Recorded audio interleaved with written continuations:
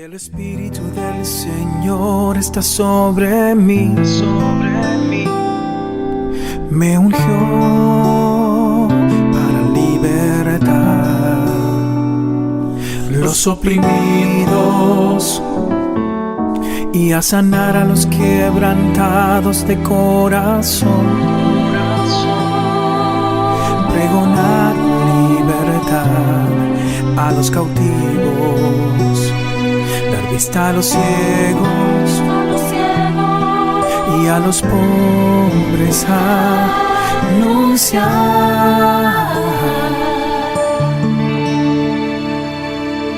que Cristo libera, solo Él libera.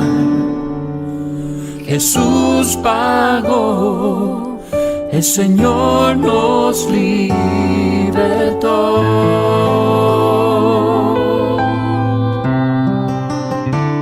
Vamos a continuar nuestra serie de enseñanzas, la guerra espiritual, un tema que hemos dicho ya que es complicado, en donde se tiene poca información al respecto, donde muy pocos hablan de esto. Creo, a mi parecer, que es una de las enseñanzas bíblicas que más ataque tiene. De hecho, todo lo que tenga que ver con la verdad tiene un ataque, pero lo que tiene que ver con guerra espiritual tiene un mayor ataque porque creo yo, en mi apreciación, que son estrategias que el Señor nos da para enfrentar todo lo que son los seres espirituales, como lo marca Efesios, principados, gobernadores, potestades y huestes espirituales de maldad. Pablo hace un énfasis de que la lucha no es contra las personas. Los enemigos del cristiano no son las personas, no es el que cree en otro tipo de religión o en otro Dios, sino lo que está detrás de cada uno de ellos. Eso es lo que es verdaderamente nuestro enemigo, y aunque la Biblia es clara al respecto, insisto, muchas iglesias no tocan el tema.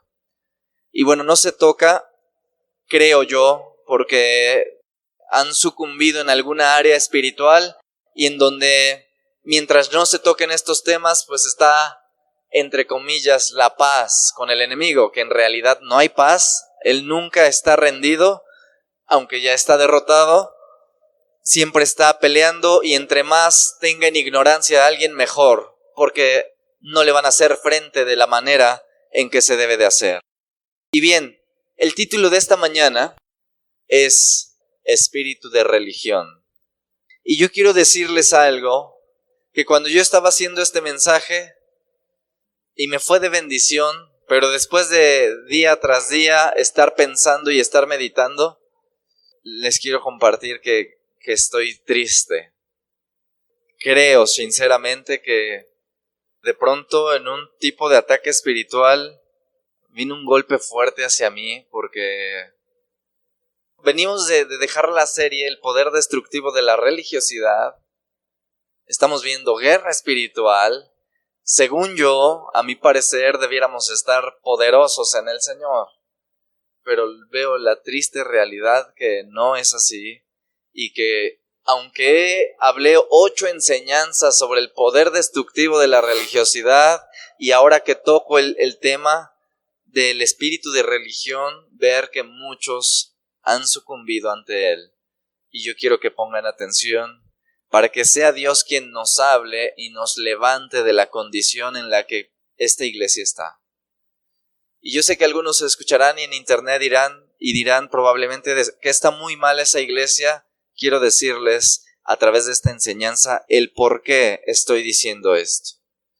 Y bueno, eso nos debe de llevar también a la humildad y de reconocer que hay áreas de debilidad en las cuales tenemos que pelear, y lo cual creo que no estamos haciendo. Yo me sentí triste porque dije, Señor, tantas enseñanzas de eso, y volvemos al punto de que estamos así. Y bueno, quiero empezar una frase que dice: desde los tiempos del huerto del Edén hasta el día de hoy, las religiones falsas han sido la estrategia máxima de Satanás en su esfuerzo por ir en contra del plan de Dios para la humanidad. Alguien podría pensar, el espíritu de religión habla precisamente de todas las religiones excepto Dios, excepto el cristianismo. Pero vamos a ver en qué consiste el espíritu de religión. En primer lugar, hay un gran problema con este término, espíritu de religión. ¿Y cuál es el problema más grande que algunos hermanos cristianos esgrimen para esto? Muéstramelo en la Biblia. Y como tal, el nombre espíritu de religión no existe. Pero también quiero ser sincero. Cuando alguien cree en la Trinidad, lo cual esta iglesia es nuestra postura, también puede decir, muéstrame el término Trinidad. Y el término Trinidad no existe. Y por ejemplo, la iglesia se levanta en contra del aborto y el término aborto no existe en la Biblia. Y así sucesivamente. Y festejamos la Navidad. Algunas iglesias, por cierto, no festejan. Ya en su momento hablaré de esto, que tiene que ver con precisamente el espíritu de religión. Pero festejamos la Navidad y resulta que el término Navidad tampoco existe en la Biblia. Entonces quiero llevar al equilibrio estas cosas. El término espíritu de religión no existe en la Biblia. De hecho, la palabra religión como tal solo aparecen 2 veces en las Escrituras. Y una vez está escrita en Hechos 26:5, no lo busques si quieres apuntarlo, que nos habla de Pablo cuando estaba defendiendo su postura. Él decía, conforme a la más rigurosa secta de nuestra religión.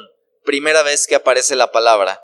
Y segunda vez que aparece es en Santiago 1:26 y 27, que dice, la religión pura y sin mancha es esta, visitar a los huérfanos, atender a las viudas, etcétera, etcétera. Entonces son las únicas 2 veces donde aparece la palabra religión. Entonces, hermano, ¿de dónde sacas que existe un espíritu de religión? Algunos dirán, ¿ya ves? ¿Todo es demonio para ti? Yo considero que no. Insisto, así como no hay términos en la Biblia, los utilizamos para predicar. Y ya di un ejemplo de eso. Entonces, una definición del espíritu de religión es la siguiente. El espíritu de religión es un agente de Satanás asignado para impedir cambios y mantener el statu quo usando engaños religiosos. Bueno, quiero definir qué es el statu quo. Algunos le llaman status quo, pero según en la palabra latina no lleva ese, es statu quo. Y es este estado, valga la redundancia, es un estado o una situación de algo en un cierto momento. Por ejemplo, nosotros ahorita tenemos un statu quo. O sea, tenemos ya un estado en el cual creemos que estamos bien como iglesia. Ese es nuestro estado. O sea, si alguien nos pregunta, oye, ¿cómo está la iglesia Príncipe de Paz? Algunos dirán, bien, hay buena doctrina, nos faltan algunas cosas por mejorar ciertamente, pero estamos bien. Entonces, cuando alguien habla de statu quo es de cómo está su estado, cómo está actualmente su situación. Es eso lo que es statu quo. Entonces, ese agente de Satanás lo que quiere es que mantengamos ese estatus, pero a su vez impedir cambios. Y voy a dar algunos ejemplos más adelante. Hay iglesias que se conforman, por ejemplo, yo sé que necesitamos mejorar y muchísimo en cuestión de alabanza y no menosprecio el esfuerzo. Algunas iglesias se conforman con lo que tienen y no quiero ofender a quien escuche a través de internet esto por si hay algún hermano de alguna denominación, pero es necesario decirlo. Ejemplo, los hermanos presbiterianos, que son nuestros hermanos y que no estoy haciendo división de nada, pero ellos dicen que utilizan solamente ciertos instrumentos, principalmente el piano, porque ellos lo que entonan o cantan son más himnos. ¿Me explico? Pero, ¿cuál es su statu quo de ellos? ¿Por qué no cambian algún otro tipo de, ¿cómo le podemos llamar? Ritmo, género, y tienen un concepto arraigado que para mí está muy equivocado, y es que nosotros somos más solemnes. Y al poner ese candadito de solemnes, en automático tú eres irreverente, ¿sí o no? Cuando usas cualquier otro instrumento, tú eres un irreverente. Yo porque soy solemne. Y ese candado es lo que impide generar un cambio, porque están casados con eso. Como no puedo dejar la reverencia porque me volvería irreverente, y es un término totalmente equivocado. Pero es un ejemplo de lo que muchas veces se genera dentro de las iglesias. Por ejemplo, las enseñanzas. Hay quien dice, no, yo no necesito estudiar hermenéutica, homilética. ¿Para qué? Que me inspire el Espíritu Santo. Y resulta que cuando predican inspirados por el Espíritu Santo, se avientan de chile, mole y pozole. O sea, empezaron en el Génesis, se fueron al Hechos, van al Apocalipsis, regresaron al Levítico y van para todos lados llegando a ningún punto. Pero ellos dicen, es que no puedo cambiar la teología sistemática o la predicación expositiva por la unción del Espíritu Santo. Y uno se queda así como de... Y esa palabra y ese candado impide un cambio a una iglesia, a un pastor o a una persona. Y ese es el poder que influencia el espíritu de religión precisamente sobre las iglesias. Pero, ¿cómo es que conocemos sobre el mundo espiritual? Bueno, en realidad lo que conocemos es por lo que leemos en las Escrituras.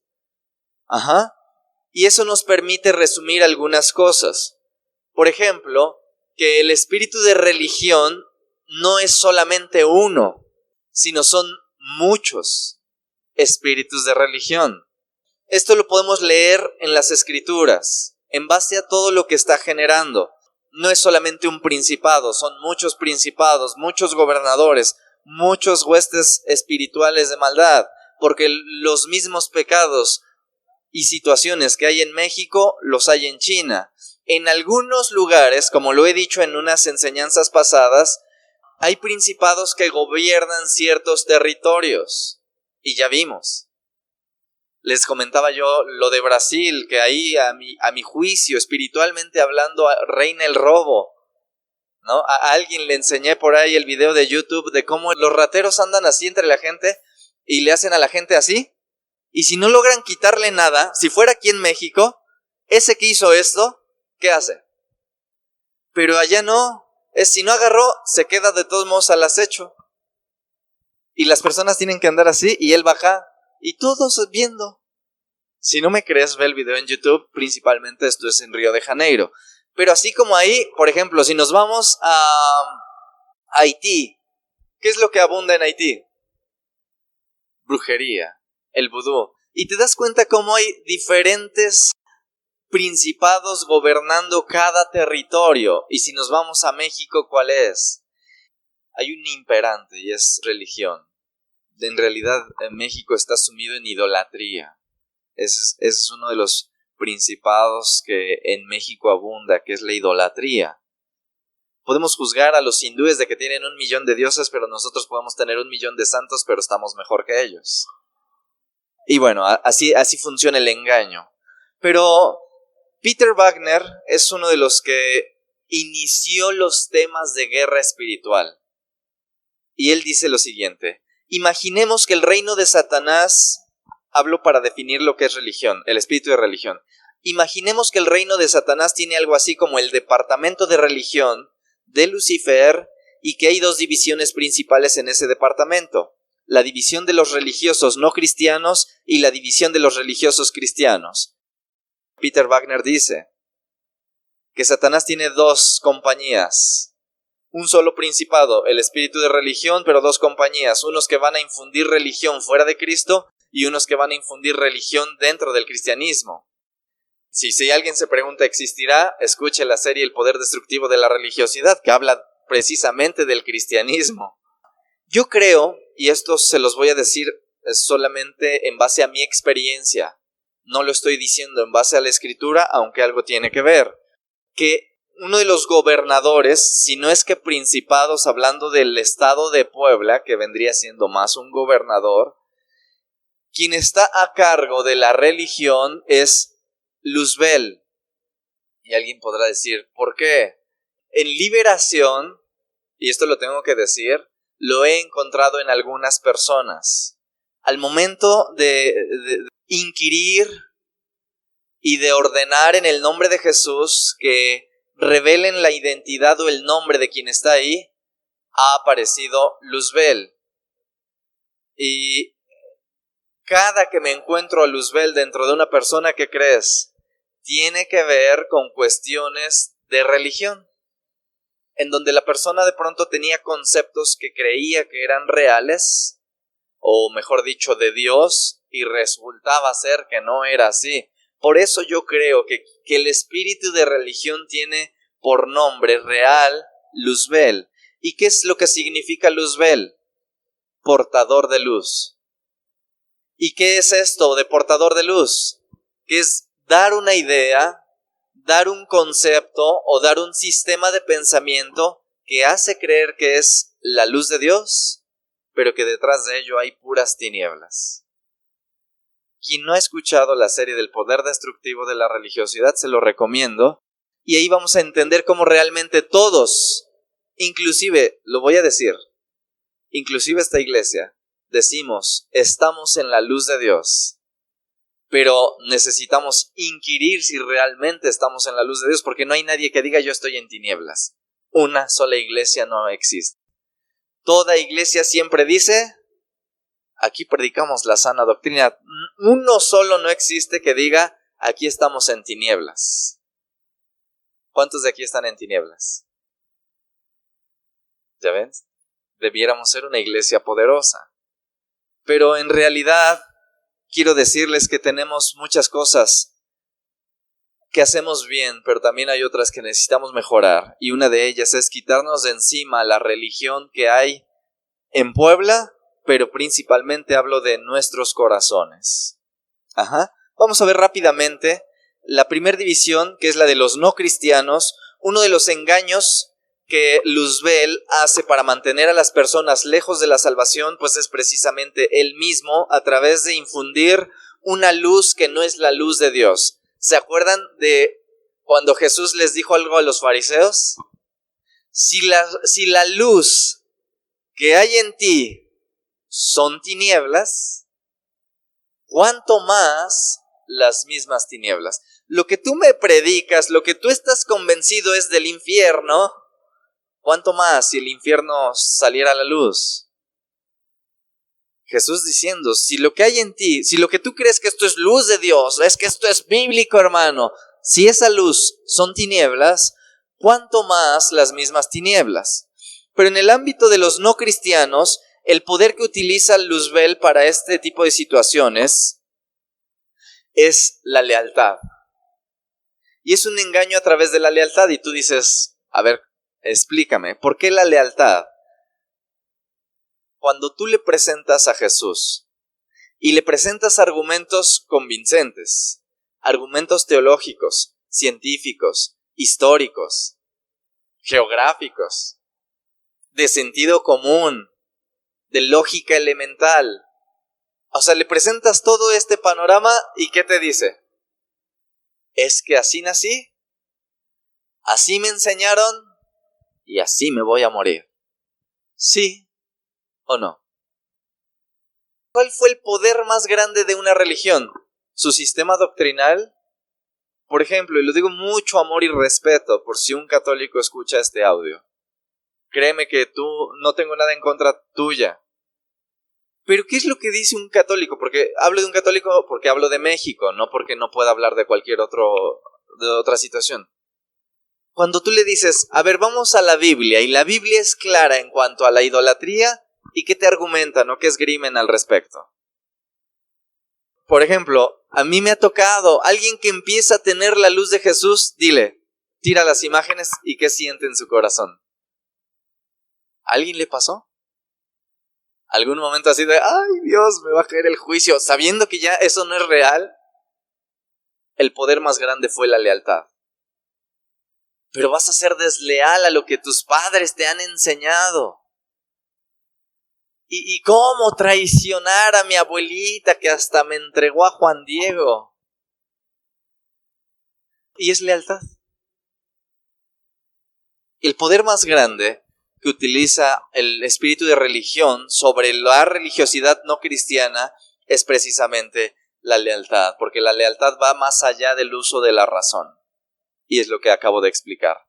Pero me interesa más el de los cristianos, y en los cristianos hay 3 estrategias principales. La primera es la supervisión personal, el 1 a 1. Un principado no es omnipresente, ellos no pueden estar aquí y en China a la vez, no pueden.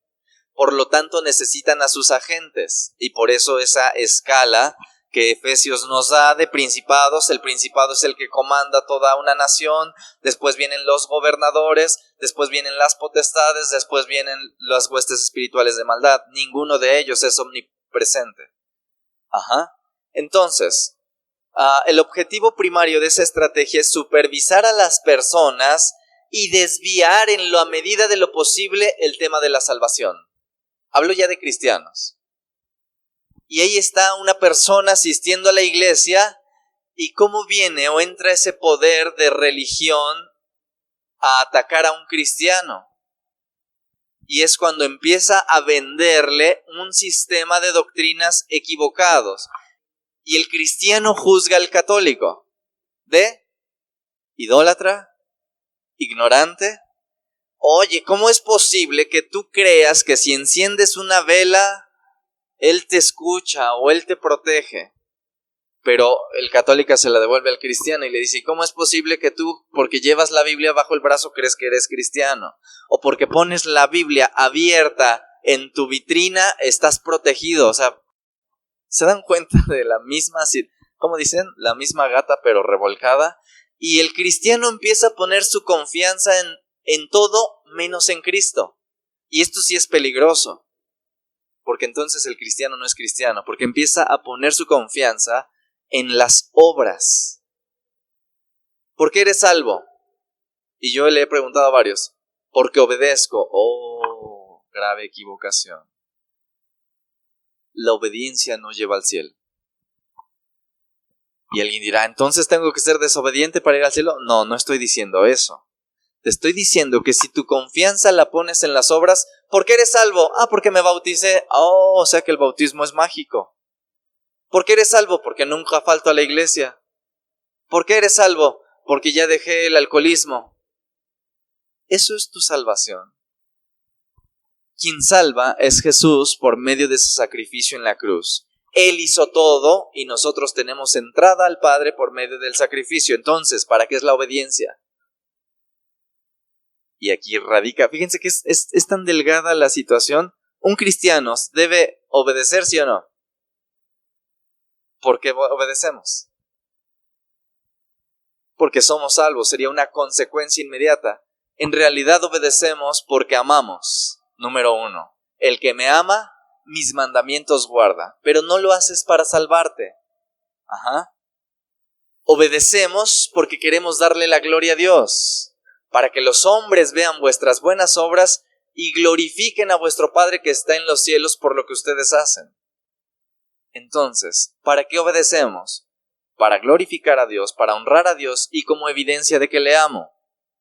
Pero cuando tú le preguntas a alguien, ¿por qué? ¿Cómo es que tú vas a ir al cielo? Porque obedezco, ese va camino al infierno. Porque no está comprendiendo el evangelio. Está distorsionando. ¿Y quién crees que lo está causando? El espíritu de religión. Y esa es la primera estrategia, desviar a las personas de la salvación creyendo que son cristianos cuando no lo son. ¿Por qué crees que está escrito? Señor, Señor, yo iba a la cárcel, yo predicaba, mira, yo a todos reprendí porque eran repecadores, a todos los señalé. ¿Y por qué no estoy en el cielo? Apártate de mí, hacedor de maldad. Y él diciendo, pero no era tan malo, si ayunaba, doy diezmo de todo lo que gano, no soy como esos ni como aquellos. Y de todos modos está en condenación. Porque el único mediador entre Dios y los hombres es Jesús. Y el único camino al Padre es Jesús. ¿Por qué eres salvo, hermano? Porque Jesús murió por mí. Y porque yo creo en Él. Porque yo me arrepentí un día, pero mi confianza no es el arrepentimiento. El arrepentimiento vino porque creo que Él me ama y no pude parar de llorar porque de verdad ese amor es incomparable. pero yo soy salvo porque Jesús me ha regalado esa salvación. Entonces, esa primera estrategia, si no es lograda por el espíritu de religión, nos lleva entonces a la segunda estrategia. Si no logra impedir que te salves, va a realizar la segunda estrategia, y es mantenerte lejos de la experiencia de la plenitud de la salvación, y esto es triste, y creo que aquí es donde muchos podemos estar probablemente. Y es, una vez que la persona se salva,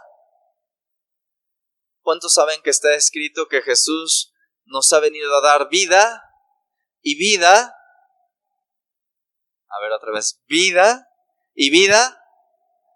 ¿Y por qué estamos todos amargados, tristes, deprimidos, ansiosos, intranquilos y en pecado?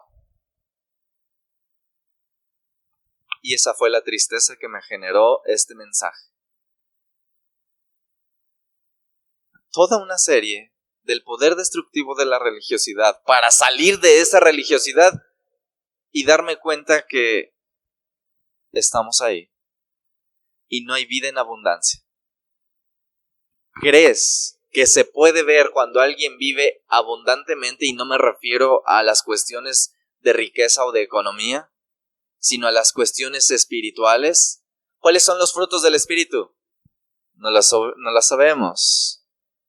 Paz, paciencia, bondad, templanza, benignidad, mansedumbre. Pregunta, ¿cuántos viven con estos frutos del Espíritu Santo hoy? Con paz, con paciencia, que quieres tirar la toalla, pero algo te dice el Señor está trabajando. Con bondad, o ahí te andas irritando con todo el mundo. ¿Y se dan cuenta que no estamos viviendo la vida abundante que Dios promete? Y cuando tú ves a un cristiano y lo ves derrotado, angustiado, algo está mal. Esa es la segunda función del espíritu de religión: apagar la pasión por Dios. Y que tu cristianismo y mi cristianismo se vuelva totalmente algo terrible. Pero de esto voy a hacer énfasis más adelante. De hecho, Pablo advierte específicamente cuando les advierte que el diablo puede con su astucia corromper nuestras mentes. Si crees que el diablo no puede hacer nada, te pido que me acompañes a 2 de Corintios capítulo 11, por favor. Y es en la segunda estrategia en la que voy a hacer énfasis, pero de todos modos voy a tocar ahorita la tercera, que también es poderosa en las manos de Satanás para destruir a una iglesia. 2 de Corintios capítulo 11 versículo 3. Pero me temo que así como la serpiente, ¿quién es la serpiente?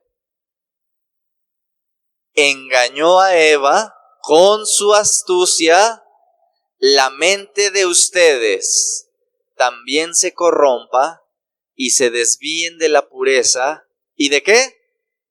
La devoción que tienen por Cristo. De esto voy a hacer énfasis más adelante. Pero, hermano, si tú crees que el enemigo ya no te puede hacer nada, quiero que sepas que estás muy equivocado y que realmente uno de los propósitos más grandes del espíritu de la religión es desviarnos de nuestra sincera devoción del Señor. Y esto lo voy a decir más adelante. En tercer lugar, la tercera estrategia es la de la estructura corporativa de una iglesia. ¿A qué me refiero con la estructura corporativa? A una denominación grande que tiene bajo su poder distintas iglesias, o es una iglesia muy grande, y el poder va directamente sobre la autoridad, porque él es quien tiene todo el poder y la autoridad para influenciar un cambio en la iglesia, para motivar un cambio. Somos agentes de cambio. Debiéramos ser agentes de cambio. Pero lo que este espíritu logra o quiere hacer es que una vez teniendo al líder de una denominación, si en él genera quitar o logra mantener que su status quo o statu quo esté bien. O sea, por ejemplo, yo tengo como 5 iglesias. Las 5 son muy grandes, por lo tanto, estoy muy bien. Y se acabó su visión, se acabó su todo proyecto, todo objetivo, porque ya está bien, ya alcanzó todo límite. Pero cuando una iglesia, cuando toda una corporación doctrinal, desde arriba no hay cambios, todos son iguales, todas las denominaciones de esa iglesia son iguales, ¿sí o no? Ok.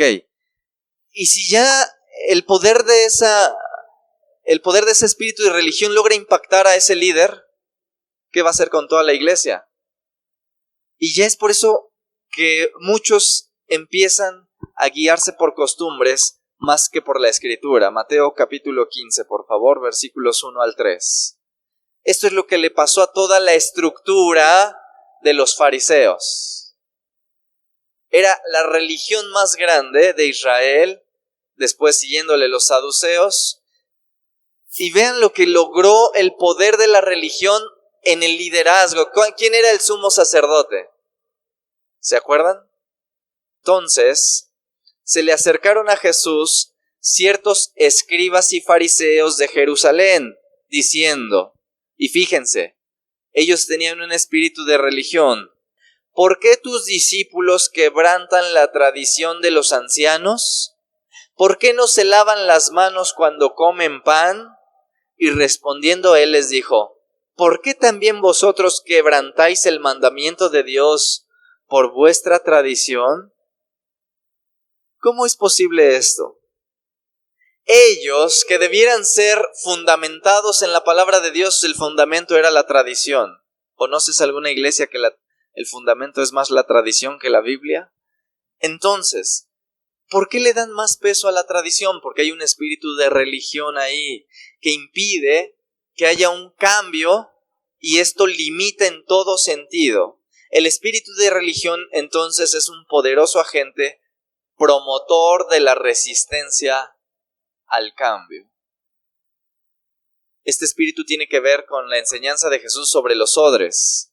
Nadie echa vino nuevo en odres viejos. De otra manera, el vino nuevo rompe los odres y el vino se derrama, y los odres se pierden, pero el vino nuevo en odres nuevos se ha de echar.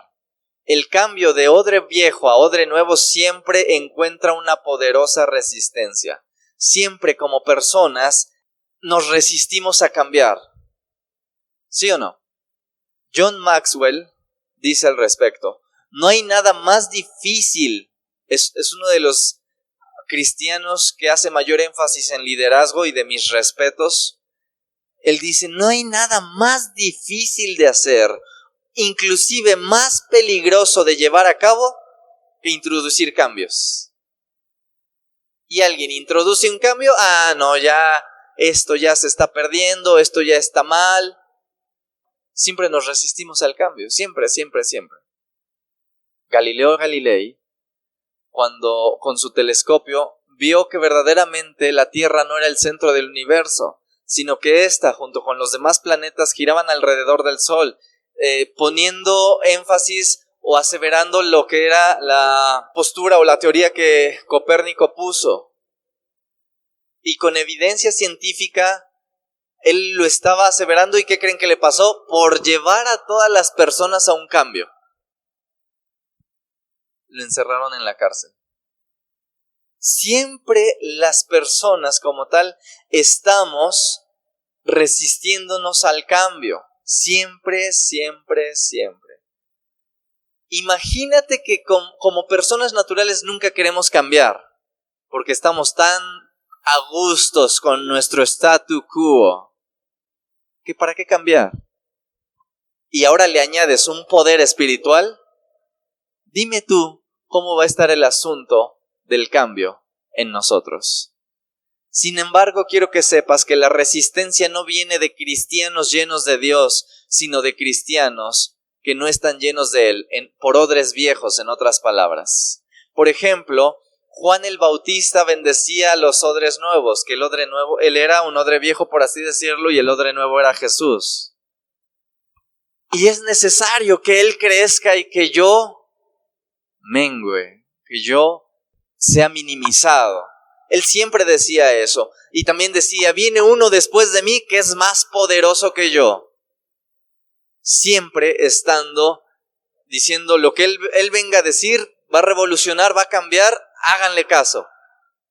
Pero ¿cuál era la postura de los fariseos? Que por cierto tengo que resaltar 2 fariseos que tuvieron esa misma condición de Juan el Bautista. Y uno de ellos es Nicodemo. Porque a pesar de que su religión farisea les prohibía, y aquí me remonto a la intimidación, les prohibía, ¿conoces líderes prohibitivos? Les prohibía ir a Jesús. Y él fue de noche. El miedo era grande, porque no fue de día, fue de noche. Y le fue a preguntar cosas. Señor, sabemos que tú eres de Dios porque nadie podría hacer las cosas. Lo empezó a reconocer. Y en el momento de juzgar a Jesús, él, Nicodemo, fue el que les dijo, ¿acaso nuestra ley juzga a un hombre si primero no le escucha? Y todos se le empiezan a echar encima. Pero él fue el de los que admitieron, es necesario cambiar.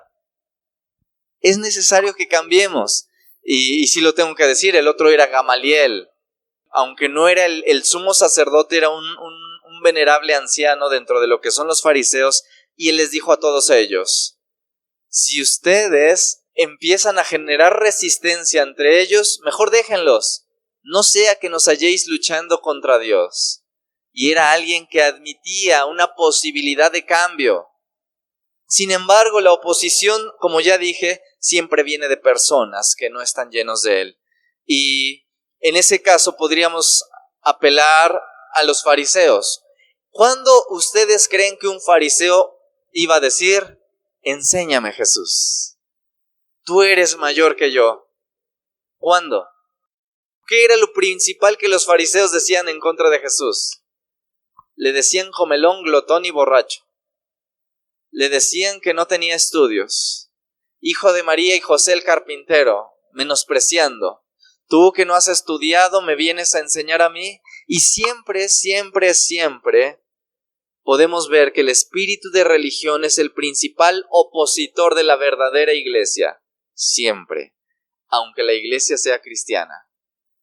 Y en esto deducimos porque ¿quién logró poner fin a la vida de Jesús? ¿Quién era el que estaba maquinando y tramando darle muerte a él? Que por cierto consiguieron a Judas. ¿Pero quién fue? Los fariseos. ¿Quién alborotó al pueblo? ¿Quién fue a presentar a Jesús ante Pilato? La religión es el principal opositor de la verdadera iglesia del Señor. ¿Puede haber religión dentro del cristianismo?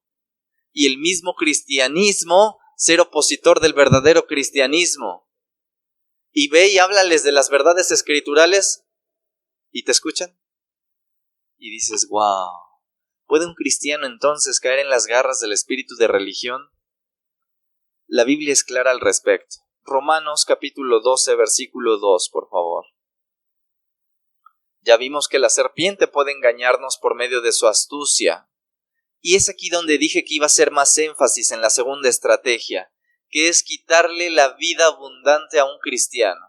Romanos capítulo 12, versículo 2. No os conforméis a este siglo, sino transformaos por medio de ¿qué? Renovar, de la renovación de vuestro entendimiento, para que comprobéis cuál sea la buena voluntad de Dios, agradable y perfecta.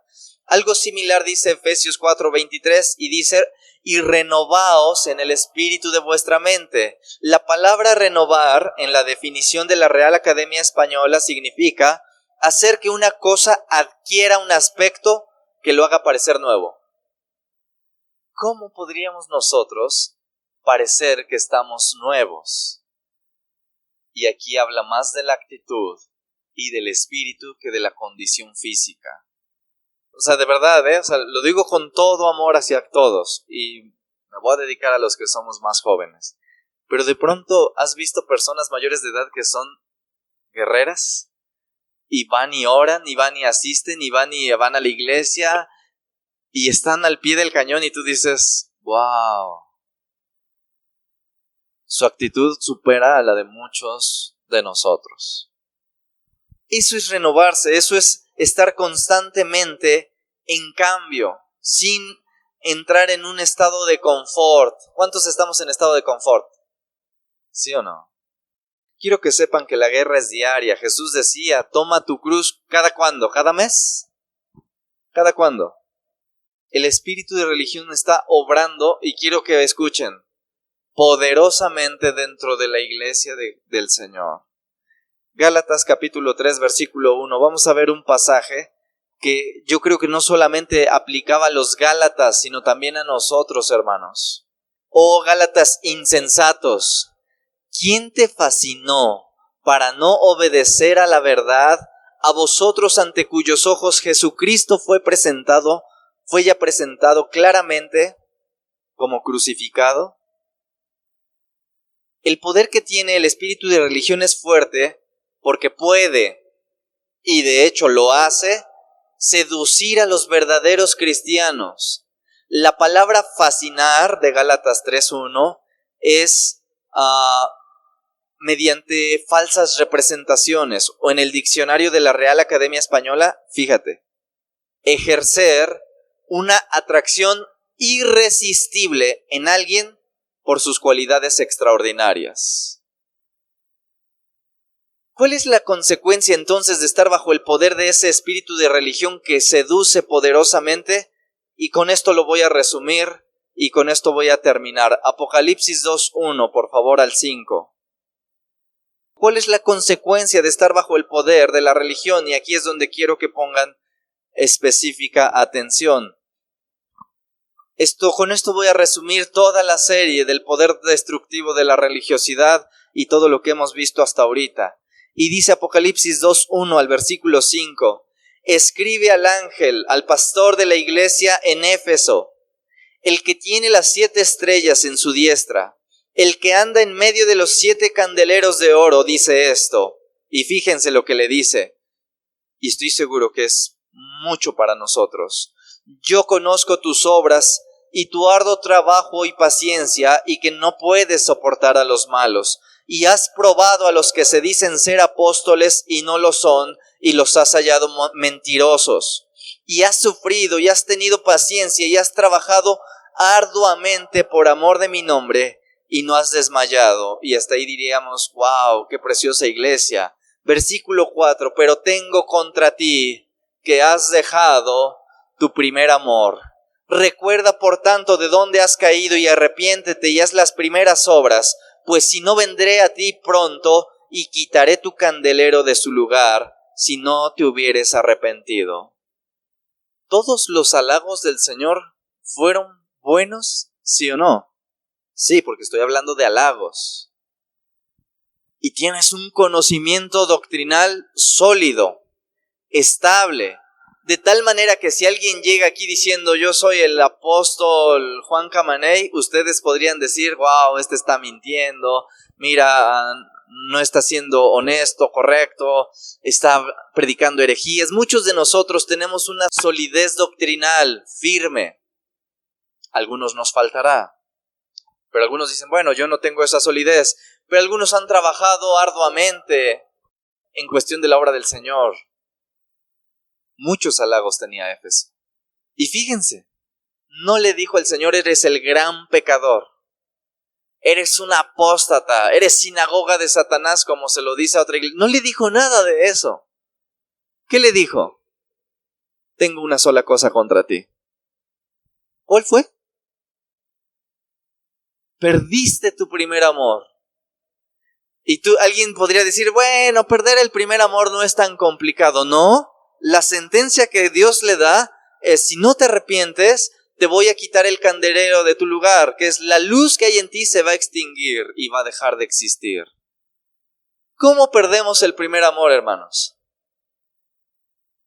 Cuando el poder del espíritu de religión entra y todo es pesado, y te vuelves irresponsable, indiferente, indolente, pero no faltas. Y puede estar un hermano mal de salud, y que no ha venido, y a ti ni por acá para llamarle. ¿Por qué? Porque no te interesa. porque no te importa. ¿O miento? ¿Qué es el primer amor? ¿Cuántos recuerdan? Yo quiero que levantes tu mano. Acá sí quiero que levantes. ¿Cuántos recuerdan su primer amor? ¿Qué hacías cuando lo tenías? ¿Qué hacías? Ahora compárate con el ¿qué haces? De verdad, hermanos, esto a mí, cuando yo lo estaba haciendo, y de hecho lo terminé contento porque dije, bueno, ya tengo el mensaje, gracias Señor, nos estás librando, pero el Señor empezó a taladrar mi corazón y empecé a entrar en tristeza. ¿A cuántos les sancionan si llegan tarde a su trabajo? ¿Cuántos se dan el lujo de llegar 2 días a la semana tarde al trabajo? ¿Y al Señor? Porque no te mereces nada, Señor. Y no quiero hablar más porque como Dios se merece mis migajas y mis obras, y yo dije, estamos mal. Si compramos un boleto de autobús solo para ir aquí cerquita, nadie de ustedes llega 5 minutos después porque el autobús se va. Pero a la iglesia, que termine la alabanza, porque es más, cantan re feo. ¡Wow! Y tengo una cosa contra ti, que puedes hacer mucho. Que puedes de pronto aportar un poquito de dinero, porque algunos de verdad dan lo menos que se puede. Porque hay mezquindad y pobreza en el corazón. Porque de verdad, yo dije, Señor, wow, ahora entiendo la sentencia. Yo dije, ¿por qué le quitas su luz a la iglesia de Éfeso si están haciendo muchas cosas? Y el Señor me hizo ver, porque no hay amor, y donde no hay amor, ¿para qué quiero? No me interesa que prediquen mucho. Me interesa lo que hay acá. Y cuando hay acá, tú vas a predicar porque eso te mueve y te motiva. Pero de labios para afuera, asistir a la iglesia porque tengo que asistir, te das cuenta que el espíritu de Luzbel está acá. Y si llego tarde no pasa nada. No, con mi trabajo no te metas. Prioridades. El interés tiene pies. Pero no solo es la puntualidad. Es meter el hombro. ¿Qué le estamos dando al Señor? Migajas. Por tanto, arrepiéntete, ve de dónde has caído. Sé pues celoso, ve de dónde has caído. El Señor no te pide, fíjense, cualquiera podría decir, yo te pido ahora ve y predica más, gana más gente, pórtate súper santo. El reclamo no fue la super santidad, fue el amor. Cuando amas, estás dispuesto a todo. ¿Sí o no? Cuando no amas, ¿a qué estás dispuesto? Por eso vino mi tristeza. Por eso. A ese que quiero erradicar, a ese espíritu de religión que hace peso, que ata pesadas cargas en las personas, es contra el que le he declarado la guerra y es el que me está haciendo frente hasta hoy.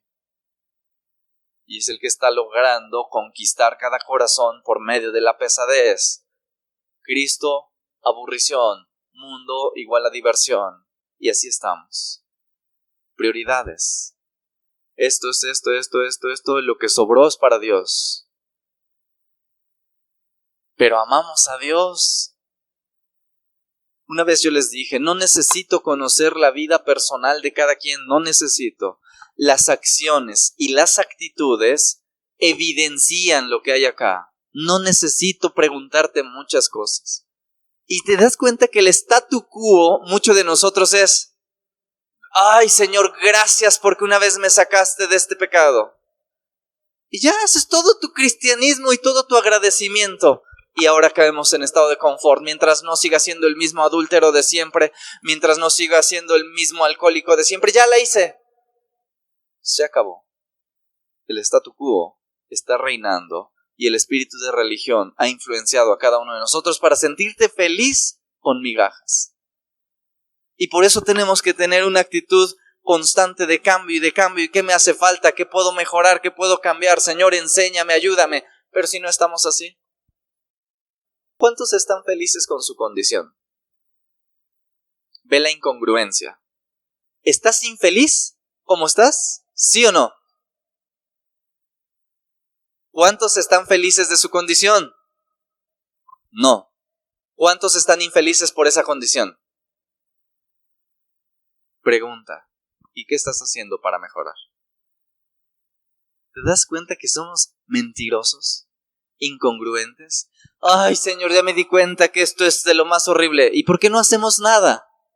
Porque no nos importa, hermano. O sea, lo único que sale es palabras.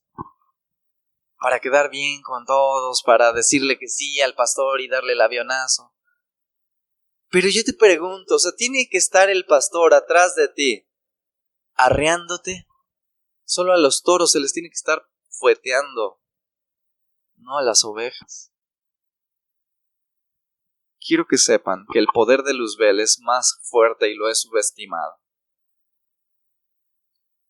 Y que creo que tengo una guerra particular en su contra, y por el hecho de haber hecho liberaciones, si él tenga que haber aparecido y echarlo fuera, estoy seguro que me va a hacer la guerra. Pero estoy seguro que en Cristo tengo la victoria y que no tengo nada que temer. Y mi oración es: Señor, despierta corazones. El mío, empezando, porque también debo de ser honesto, me tengo que poner ejemplo en todo, como dice Pablo a Timoteo, preséntate como ejemplo en todo. Y creo que he sido ejemplo en servicio, en constancia, en puntualidad, en visitas, en preguntar. Con algunos me ha faltado. Si hay alguno que se jacta de tener superpoderes, yo no. Soy un ser humano común y corriente, con un llamado distinto, con una actividad distinta, pero los necesito. Y que cuando yo no puedo, porque quiero que sepan que no he podido visitar a una hermana, y yo quisiera que alguien dijera: pero yo voy, tranquilo. Pero no los hallo, no los tengo. Realmente no cuento con muchos, o con casi nadie. Porque no nos importa, esa es la verdad. Que no nos interesa. No, a mí venme a visitar, yo que vaya a ver a alguien, no. Egoísmo. Nos falta mucho y necesito de cada uno de ustedes para propiciar el cambio que esta iglesia necesita. Pero sirve al Señor de corazón, con integridad, con pasión, así como sirves a tu trabajo, así como sirves a lo que más te apasiona. Porque yo si preguntara ¿qué es lo que más te gusta hacer?, me contestarías todo menos Jesús. Bueno, invierte papeles, que eso que más te ha apasionado ahora sea Jesús. Y créeme, vamos a ser felices, vamos a ser esa iglesia poderosa, victoriosa, que conquista, que avanza, que liberta. Milagros y sanidades van a ocurrir, yo los he visto, pero van a ser masivos.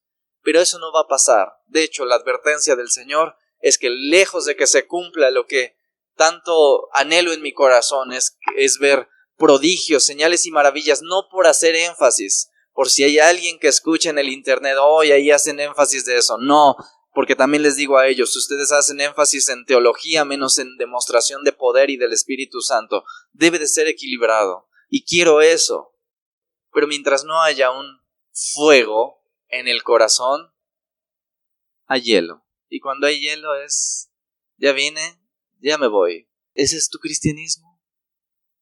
Por tanto, entonces digo, recuerda por tanto de dónde has caído, y arrepiéntete, y haz las primeras obras, pues si no, vendré pronto a ti, y quitaré esa luz que tienes de tu lugar, si no te hubieres arrepentido. De pronto, si alguien cree que somos buenos, sí, yo veo que has cambiado, pero aunque sabemos que nuestro corazón ha sido evidenciado que está tibio, necesitamos cambiar. ¿Qué necesito hacer, hermano? Que el Señor nos diga qué necesitas hacer tú. Yo no. Porque eso es entre Él y tú, entre Él y yo, no entre tú y yo. Porque con nadie tengo problemas, por lo tanto no hay problema conmigo. El problema es con el Señor. Así es que yo quiero que así como estás, inclines tu cabeza, cierres tus ojos y sea momento de decirle al Señor lo que necesitamos. Amado Dios, como pastor de la iglesia, te pido me perdones a mí por mi falta de amor.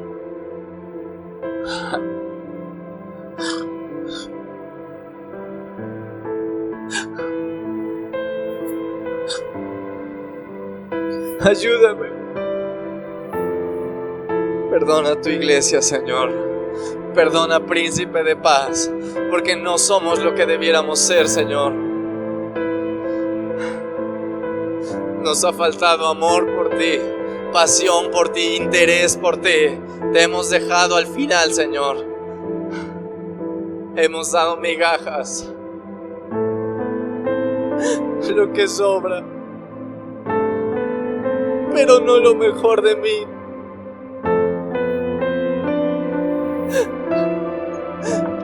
Padre, si no nos transformas, yo no quiero seguir. Ayúdame a mí, Señor, a poner ejemplo de pasión, de amor, de consagración, Señor, de buena actitud, de entrega, de fuego. Ayúdame, Señor, a no desmayar. Te necesito a ti. Y necesito que envíes el fuego de tu amor, que quebrantes corazones de piedra, Señor, que volvamos a ti con alegría. Oh, Señor, demostrando cuánto te amamos. Oh, Señor, si te amamos es porque nos has amado tú primero. Ayúdanos, Señor. Levanta tu iglesia, que ese espíritu de Luzbel, Padre, no reine en este lugar. Y me levanto en su contra con autoridad, Señor, y en tu nombre, en el nombre poderoso de Jesús, para declarar, Señor, que Luzbel no tiene parte ni suerte en Príncipe de Paz, que ese espíritu de religión, que esa luz engañosa sea echada fuera en esta hora, en el nombre de Jesús. Que todo poder de la religión sea quebrantado en esta hora, en el nombre poderoso de Jesús. Padre amado, hoy obra con poder y autoridad. Hoy quita cadenas, rompe cadenas, Señor. Pudre yugos, Señor, de la religión en esta hora, en el nombre de Jesús. Padre, obra con libertad, Señor. Abre nuestros ojos espirituales. Quita corazones de piedra y pon corazones de carne en esta mañana, Señor. Obra con poder y autoridad, Señor. Vuélvenos el gozo de tu salvación en esta mañana, Señor. Padre, permítenos que el amor que teníamos sea vuelto, Señor, sea encendido en el nombre de Jesús. Padre, que todo aquello que hacíamos sin pena, sin vergüenza, sin timidez, con pasión, con amor, lo podamos hacer nuevamente por ti, Señor. Padre, porque no se trata de servir a las obras del Señor, sino al Señor de las obras. Padre amado, vuélvenos a ti y nos volveremos, amado Dios. Que todo poder en esta hora de las tinieblas, que todo espíritu de religión, en el nombre de Jesús, sea echado fuera en esta hora, en el poderoso nombre de Jesucristo. Padre, que sean quebrados todos los yugos, todas las cadenas, todo grillete, toda garra incrustada de las tinieblas en nuestros corazones.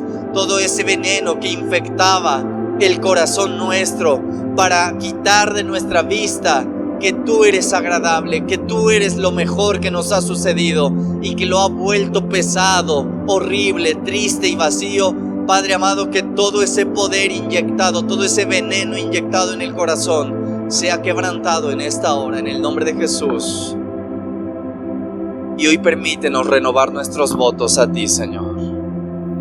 Hoy quiero pedirte, Señor, que tú obres cambio en cada uno de nosotros, que tú nos renueves en tu amor, en tu voluntad y en el conocimiento de tu palabra, Señor. Perdónanos, hemos pecado de indiferencia, hemos pecado de rebeldía, hemos pecado de irresponsabilidad, hemos pecado de falta de amor, Señor, hacia ti. Padre, perdona a la iglesia, Príncipe de Paz. Y yo quiero pedirte en esta hora que tú escuches la oración de los que sinceramente nos estamos poniendo a cuentas delante de ti.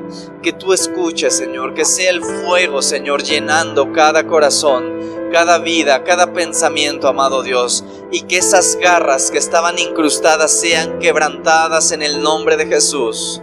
Que todo poder de las tinieblas sea echado fuera en el nombre de Jesús.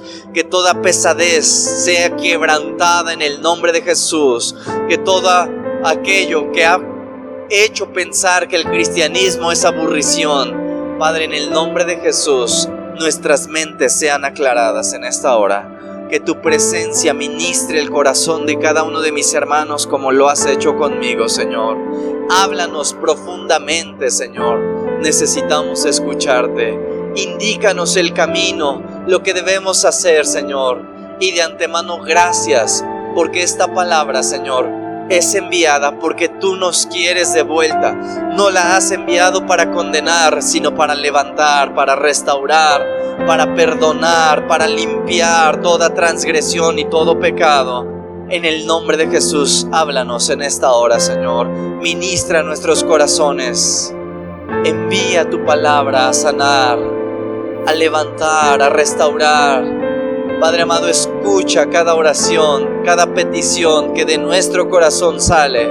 Y yo, como pastor de esta iglesia, te pido, Padre, levanta, príncipe de paz, transfórmala, Señor. No quiero seguir como estoy.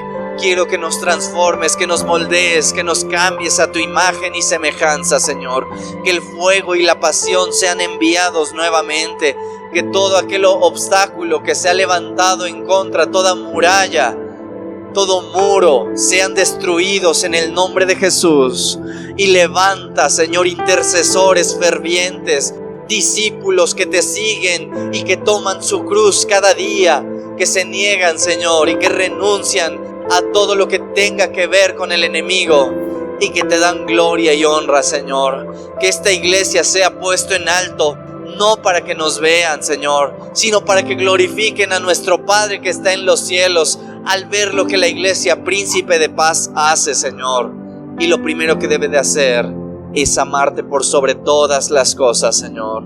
Permítenos amarte a ti con todo el corazón. Padre, renueva nuestras fuerzas. Al que está desanimado, al cansado, Padre, tú ven en esta hora y restaura sus fuerzas, Señor. Pon un nuevo ánimo en él o en ella, Señor, y levántalos en el nombre de Jesús. Gracias por tu amor. Gracias por tu presencia, Señor. Gracias por este momento de ministración. Padre, yo quiero pedirte que no salgamos como entramos, pero que no sea una llamarada de petate, sino que sea el fuego consumiéndonos cada día, cada momento, cada hora y cada minuto, Señor, llenándonos de tu presencia, de tu poder y de tu gracia. Padre, ayúdanos. Sinceramente, esto no está en mis manos. Yo no soy quien pueda hacer esto, solamente tú, Señor. Cámbiame a mí y también transforma a los que quieren ser cambiados por ti, Señor. Yo los bendigo en esta hora, Señor, y quiero pedirte, Señor, que ese espíritu de Luzbel, de religión, sea quitado de Príncipe de Paz totalmente, Señor. Que toda interferencia espiritual sea desarraigada y destruida en el nombre poderoso de Jesús, y que todo lo que hagamos sea con amor hacia ti, Señor. Porque si eres digno de suprema alabanza, eres digno de todo lo que yo pueda hacer con mi corazón hacia ti. Padre, recibe la gloria, Señor, aún de nuestro arrepentimiento. Recibe, Señor, alegría en tu corazón. Padre, gracias por volvernos a ti. Gracias por quitarnos el engaño de la mente, de estar en el conformismo y de ese estatus que teníamos. Que sea quebrantado, Señor. Necesitamos ser renovados. Necesitamos ir más adelante, más arriba, Señor. Llévanos a un nuevo nivel de adoración, de servicio, de amor y de pasión por ti, Señor. Y que toda religión y religiosidad sean quebrantados en el nombre de Jesús. Enciéndenos, Señor, y quema toda contaminación espiritual en esta hora. Gracias por tu amor y tu presencia, Señor. Te bendigo y te doy gloria en el nombre de Jesús, en el nombre poderoso de Jesucristo. Gracias, Señor.